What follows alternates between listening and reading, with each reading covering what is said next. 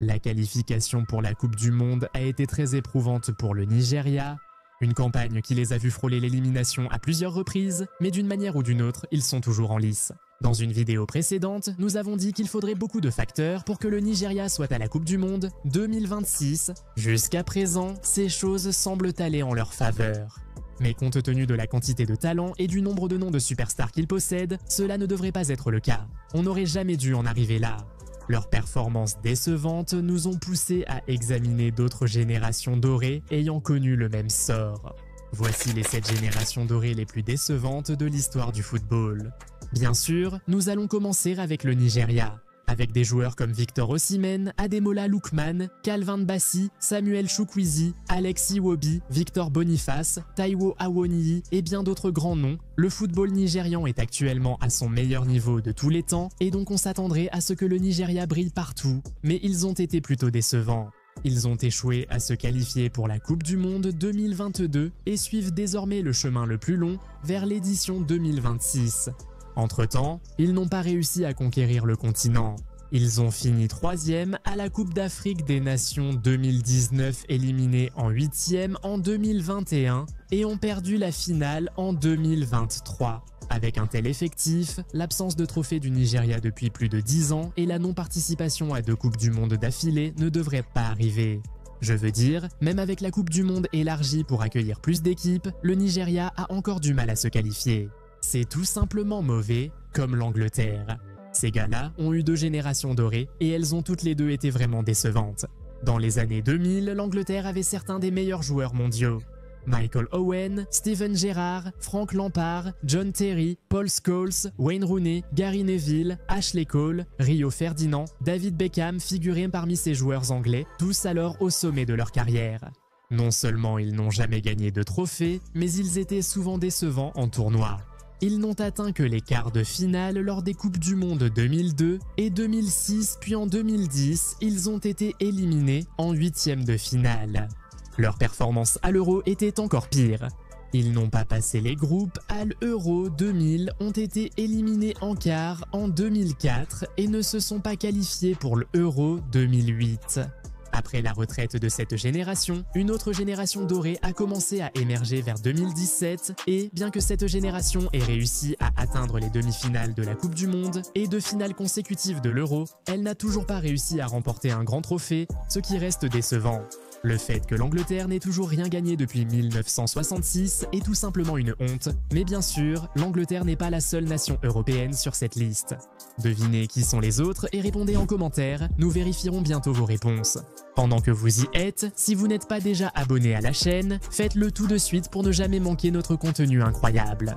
Abordons maintenant la Côte d'Ivoire. Entre la fin des années 2000 et le début des années 2000, la nation ouest-africaine a produit une multitude de talents, de Didier Drogba à Yaya Touré, Didier Zokora, Kolo Touré, Salomon Kalou, Javinho, Emmanuel Eboué et bien d'autres stars. Avec ces joueurs, ils se sont qualifiés pour la Coupe du Monde en 2006, 2010 et 2014, mais ils n'ont jamais réussi à sortir de leur groupe, pas une seule fois. Ils n'ont également pas réussi à ramener le trophée de la Coupe d'Afrique des Nations à la maison depuis 1992, subissant même une défaite très choquante en finale contre la Zambie en 2012. Fait intéressant, la Côte d'Ivoire a remporté le trophée en 2015 après la retraite de certaines superstars de la génération dorée. À ce moment-là, des joueurs comme Drogba, Eboué et Zokora avaient déjà pris leur retraite, donc la génération n'était plus vraiment dorée. Au mieux, c'était une génération d'argent. Un autre pays qui mérite d'être sur cette liste est l'Argentine. Dans les années 2010, ils avaient sans doute l'équipe la plus talentueuse du football mondial. Di Maria, Higuaín, Agüero, Mascherano, Zabaleta, Tevez, Otamendi, Milito, Pastore et bien sûr Lionel Messi lui-même, qui était déjà le meilleur joueur du monde à l'époque. Ils n'ont pas réussi à gagner de trophées malgré des finales atteintes sans jamais trouver comment s'imposer. Ils ont atteint la finale de la Coupe du Monde 2014 et de la Copa América 2015 et 2016 sans remporter de trophée. Dire qu'une équipe atteignant toujours la finale était décevante peut paraître dur, mais tels sont les standards de l'Argentine, surtout avec autant de stars mondiales dans cette génération. Quoi qu'il en soit, peu de temps après la retraite de la plupart des superstars, l'Argentine a recommencé à dominer le football mondial, mais la génération dorée était déjà terminée.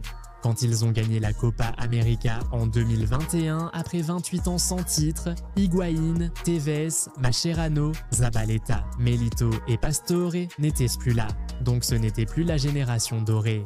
Rappelez-vous, nous avons mentionné d'autres nations européennes sur cette liste, l'une d'elles est la France. Ils sont actuellement dans une génération dorée et bien sûr, celle-ci a été brillante en remportant la Coupe du Monde en 2018 et en atteignant la finale en 2022, mais la génération dorée précédente a été très décevante.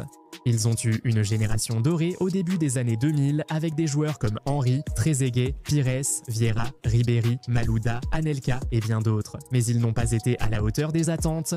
Ils n'ont pas passé la phase de groupe à la Coupe du Monde 2002, à l'Euro 2008 et à la Coupe du Monde 2010. Ils ont eu du mal à se qualifier pour la Coupe du Monde 2006, nécessitant le retour de Zidane et d'autres anciens. Ils ont réussi à atteindre la finale de ce tournoi, mais ils y ont perdu contre l'Italie. Mais heureusement, il ne leur a pas fallu longtemps pour voir naître une nouvelle génération dorée, avec une nouvelle série de superstars arrivant en 2016 et menant le pays à un règne de domination. Ensuite, parlons du Portugal.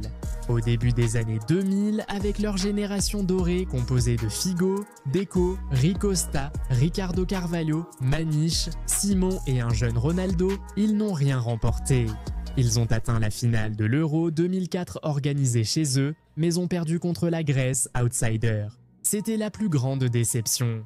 Actuellement, le Portugal connaît une autre génération dorée, elle aussi assez décevante. Oui, ils ont gagné la Ligue des Nations, mais avec leur équipe, ils devraient aussi remporter des Coupes du Monde et des Euros. On dit souvent que le Portugal peut aligner 3 équipes solides, preuve de leur qualité.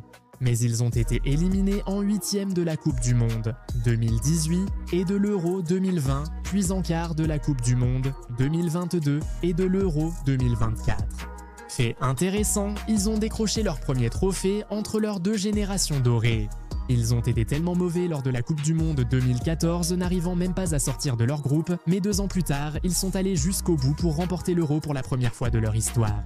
Figo, Deco et Manesh étaient de partie, tandis que Bruno Fernandes, Rafael Leao et Johan Cancelo n'étaient pas encore là. On peut dire qu'ils traversaient une phase de transition qui reste pourtant la plus réussie de l'histoire de l'équipe nationale. Honnêtement, rares sont les générations dorées aussi décevantes que celle de la Belgique. Ces gars-là ont eu une génération dorée entre 2013 et 2022 lorsqu'ils comptaient parmi eux certains des meilleurs joueurs du monde. Avec Hazard, De Bruyne, Lukaku, Courtois, Dembélé, Kompany, Vertonghen, Vermaelen, Benteke, Fellaini, Alderweireld et d'autres, ils n'ont pourtant pas réussi à convertir ce talent en trophée. Ils gagnaient toujours les matchs de qualification et occupaient de la première place du classement, Fédération internationale de football association, mais lorsqu'il s'agissait des vraies compétitions, ils flanchaient. Ils ont atteint les quarts de finale de la Coupe du Monde 2014 et ont terminé 3e en 2018 mais en 2022, qui était considérée comme la dernière année de la génération dorée, ils n'ont pas réussi à sortir de leur groupe. Ils n'ont atteint que les quarts de finale aux Euros 2016 et 2020, puis, après la retraite de grandes figures, leur niveau a chuté et ils ont été éliminés en 8e en 2024. À ce jour, il est encore choquant pour de nombreux fans que la Belgique n'ait jamais remporté de trophée malgré tous les noms de superstars qu'elle a produits. Ils n'ont même pas de trophée de la Ligue des Nations. Y a-t-il d'autres générations dorées que tu trouves décevantes ? Quelle est, selon toi, la plus décevante? Dis-le en commentaire. Si tu as aimé cette vidéo, mets un pouce bleu et abonne-toi à la chaîne. Active les notifications avec la cloche pour ne rien manquer. À la prochaine vidéo, salut!